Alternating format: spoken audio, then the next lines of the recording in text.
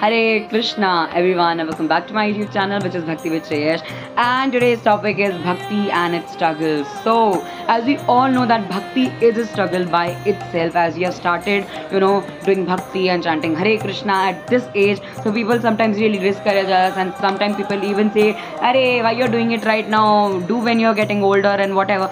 तो ये जितनी भी हम चीज़ें सुनते हैं और हम लोग जो सुनते आ रहे थे दिनों से, और जो भी चीज़ें हम लोग अपना टाइम कैसे बैलेंस करते हैं, बैलेंसिंग कैसे रखना है, क्या है, this all grow through struggles in भक्ति। पेरेंट्स के अलग से एक वो होता है कि अरे बच्चा साधु ना बन जाए, वटेवर। सो ये सब जो चीज़ें हैं ये हम लोगों को कहीं ना कहीं अंदर चुभती हैं कि अरे नहीं यार, ऐसा ना हो जाए, वैसा ना हो जाए। But this is what is called Bhakti ka struggle, and now today we are gonna figure out that how to balance it all this, and of course how to tolerate all this actually, and not stop doing Bhakti. So let's figure it out. Hari Bol. So today we are gonna take some particular topics about struggling in Bhakti, as we struggle mainly in these 2 or 3 topics which I'm gonna take today, and we'll start it through point number 1, Bhakti in young age. Oh my God, this is the topic जो इतना serious लिया जाता है। अगर आपका बच्चा भक्ति में चला गया तो अकॉर्डिंग टू, अगर भैया बच्चा अगर चैंटिंग कर रहा है यंग एज में, बच्चा अगर भगवद गीता पढ़ रहा है यंग एज में, तो according to your mother father you are out of their hand, मतलब बच्चा हाथ से निकल चुका है, क्योंकि नाउ द बच्चा is going to be a brahmachari, now the बच्चा is going to become a sannyasi. ये पता नहीं किसने हमारे मम्मी पापा के दिमाग में ठूस दिया कि अगर बच्चा थोड़ा सा भी स्पिरिचुअलिटी को एक्सप्लोर कर रहा है तो भाई बच्चा गया, निकल गया हाथ से, ब्रह्मचारी बन जाएगा, सन्यासी बन जाएगा।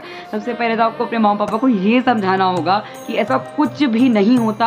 आप बिना किसी ब्रह्मचार्य के, मतलब ब्रह्मचारी ना बनने के, सन्यासी ना बनने के भी आप नॉर्मल जीवन में, नॉर्मल लाइफ में रह के भी भक्ति कर सकते हो, चैंटिंग कर सकते हो, और वो सारी चीज़ें कर सकते हो जो एक डिवोटीज करते हैं। और मतलब देखा जाए तो भैया मम्मा पापा तो मतलब हो कि भैया हमारा बच्चा निकल गया हाथ से, अब भक्ति कर रहा है तो क्या करें। लिटरली व्हेन मैं जब नया नया आया था तभी वो parents in shock. My father was familiar with ISKCON, क्योंकि पापा जाते थे पहले, तो use to told me about. पहले मुझे इतना कुछ नहीं पता था, बट ऑफकोर्स जब मैंने धीरे धीरे भक्ति करना शुरू करा, पास अमोघ प्रभु जी को देखना शुरू करा।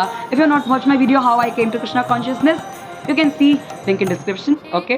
सो हाँ, तो जब धीरे धीरे मैंने भक्ति शुरू करी थी तो मतलब मम्मी पापा बस लाइक, अरे यार ये क्या शुरू कर दिया इसने अचानक से, ये क्या कर दिया, ये क्या कर दिया। और थोड़ा सा होता है ऑफकोर्स, जो इनसिक्योरिटी होती है वो होने लग जाती है, but I really explained them, और वो लोग धीरे धीरे करके ऑफकोर्स बहुत स्ट्रगल करा। वो बहुत सारी लड़ाई झगड़े कि भैया नहीं ऐसे कैसे कर दिया, ये कैसे छोड़ दिया तूने, ये क्या कर दिया, वो क्या कर, ये लड़ाई झगड़ों से निपुट के now they are now in the stable state. हाँ, क्योंकि सी अगर आप भक्ति कर रहे हो यंग एज में तो आपको बैलेंस करना पड़ता है, which is the most important thing. और एक बार अगर आप बैलेंस कर लो अपनी स्टडीज़ को, अपनी भक्ति को, और जो भी चीज़ आप कर रहे हो उसको बैलेंस कर रहे हो, देन इट्स गुड, क्योंकि तभी आपके मम्मा पापा को एक बिलीव हो जाएगा कि भैया हाँ ये सन्यासी या ब्रह्मचारी में नहीं जा रहा है। You know, one more thing.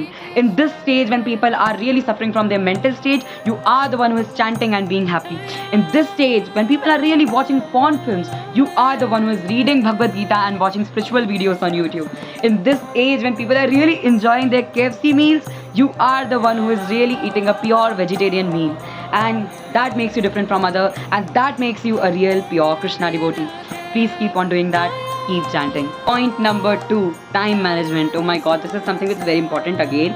क्योंकि time management करना in young age, if you are starting bhakti, you have to manage your time. You have to manage. You have to make a timetable of each and everything. You have to make a time for each and everything. You have to give time to each and everything. So when it comes to make a timetable, देखो timetable तो बने ही तोड़ने के लिए होते हैं, है ना, पहली बात तो। एंड दूसरी चीज़, तो टाइमटेबल तो बनाओ मत, छोटे छोटे टारगेट सेट करो दिन में कि आपको हाँ आज ये करना है, आज आपको ये करना है, आज इसको आप पूरा कर लोगे, आज इसको पूरा कर लोगे। For like taking my example, I tell you my opinion, I don't know what's your opinion about this, but what I do is I wake up 4 in the morning, I start chanting, then I do my Mangala Aarti, all my deity worships, then I start reading Bhagavad Gita and so many others which I can read. I start reading and make notes of it. Then of course मेरे पे time बचता है सुबह थोड़ा school जाने से पहले, तो मैं पढ़ लेता हूँ थोड़ा सा, फिर मैं स्कूल चले जाता हूँ, फिर मैं वापस आता हूँ, I eat my lunch and take a nice rest for some times. I just go to a tuition that time, like 5 PM मैं ट्यूशन चले जाता हूँ, फिर मैं वहाँ से 6:30 बजे क्लास खत्म होती है, लाइक 6:45 तक मैं घर पे पहुँच जाता हूँ। मैं संध्या आरती करता हूँ भगवान की, and then after taking like 1 hour rest, कि हाँ भैया आधा घंटा 1 घंटा थोड़ा चिल करके उसके बाद I start studying at 8 PM और फिर 8 बजे से 10 बजे तक मैं पूरा पढ़ता रहता हूँ। एंड उसके बाद 10 बजे मैं खाना खा के एंड ऑफकोर्स उसके बाद थोड़ा चिल विल करके 11 बजे तक मैं सोता हूँ। तो this is my routine, how I make my time table. और टारगेट अगर बात करी जाए तो टारगेट सेट करके रखता हूँ कि यार आज ये वाला चैप्टर का ये पार्ट पढ़ना है, आज ये वाला चैप्टर का इतना कर लेना है, आज ये कर लेना है। तो it's like being in a nice time management is something which makes, and such बताऊँ तो जो हेल्प करता है is waking early in the morning. अगर आप सुबह जल्दी उठते हो तो सब कुछ बैलेंस हो जाता है, लेट उठ रहे हो तो I am really sorry balance नहीं कर पाओगे। ऐसे उठ रहे हो कि भैया अभी स्कूल है 5 मिनट बाद, तो भैया बस जल्दी जल्दी आगे भाग गए तो फिर टाइम मैनेजमेंट नहीं हो पाएगा। अगर आप भक्ति भी कर रहे हो साथ में तो, क्योंकि देखो आपको चैंटिंग भी करनी है, आपको स्क्रिप्चर्स भी रीड करने हैं, आपको बहुत चीज़ें करनी हैं जो कि और बच्चे नहीं कर रहे हैं बट आप कर रहे हो। दैट मीन्स थोड़ा सा टाइम आपको एक एक चीज़ को थोड़ा मैनेज करना पड़ेगा, और वही मैनेजमेंट के नहीं करने की वजह से भी पेरेंट्स हमें कुछ कुछ बोलते हैं। इसलिए ट्राई करो कि आप मैनेज करो एक एक चीज़ अच्छे। Point number 3 which is balancing our studies and bhakti. तो स्टडीज़ और भक्ति को बैलेंस करना जो एक और बहुत ही बड़ा पॉइंट बन के आता है हमारे सामने, स्ट्रगलिंग इन भक्ति का, क्योंकि ऑफकोर्स ये भी एक स्ट्रगल ही है कि हम लोग को भक्ति प्लस स्टडीज़ को मैनेज करना होता है। और ये भी एक तरीके से टाइम मैनेजमेंट का ही खेल है। जिस तरीके से आप टाइम मैनेज करोगे उसी तरीके से आप अपनी स्टडीज़ को ही मैनेज करोगे।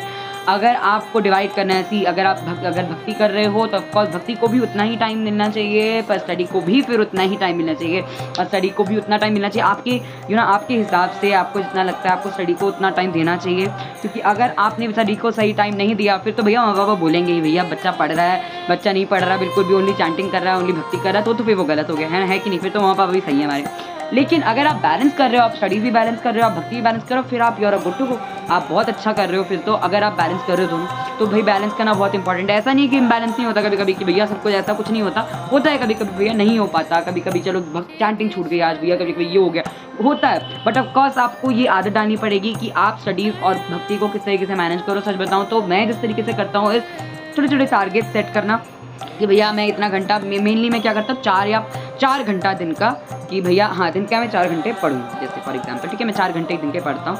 तो जैसे 4 घंटे का अगर मैंने लगाया तो ऐसा नहीं कि लगातार 4 घंटे बैठ जाओ, नहीं, 4 घंटा दिन में फिर वो कभी भी हो सकता है सेल्फ स्टडी का, विच आई एम टेलिंग कि 4 और 2 घंटा मैक्सिमम 3 घंटा 2 घंटा मैंने अगर लगाया तो भाई कि मैं कभी भी पूरा कर लूँगा। ऐसा नहीं कि भैया 4 घंटा या 2 घंटा लगातार भी बैठना, ऐसा कुछ नहीं है। आपने 1 घंटा सुबह कर लिया, आपने 1 घंटा रात को कर लिया, आपने 1 घंटा बीच में दिन में कभी कर लिया, हो गया मतलब। पर हाँ ऑफकोर्स वो सेल्फ स्टडी का, ट्यूशन वगैरह को मत गिन लेना, नहीं भैया ट्यूशन से पढ़ के आया था, ट्यूशन का पढ़ाई okay, that is something only जब आप पढ़ रहे होते हो।